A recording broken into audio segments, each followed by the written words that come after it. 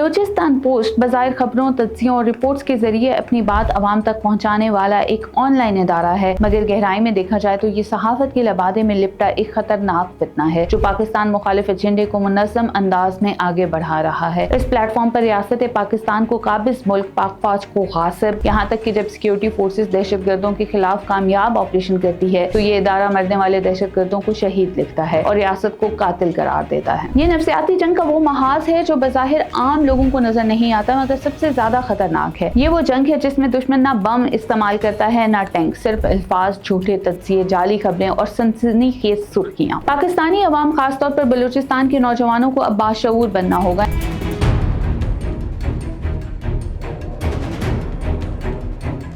बलूचिस्तान जो पाकिस्तान का एक नहायत अहम, हसास और तजावियाती खिता है, तवील अरसे से बैरूनी मुदाखलत, नजरियाती हमलों और प्रोपेगेंडा जंगों का मरकज बना हुआ है। इस खिते को अदम इस्तेहकाम का शिकार करने के लिए दुश्मन अनासिर नित नए तरीके इस्तेमाल कर रहे हैं, कभी दहशत गर्दी के जरिए, कभी तखरीबी सरगर्मियों से और अब सबसे खतरनाक अंदाज में अल्फाज, खबरों और नाम नेहाद सहाफत के जरिए।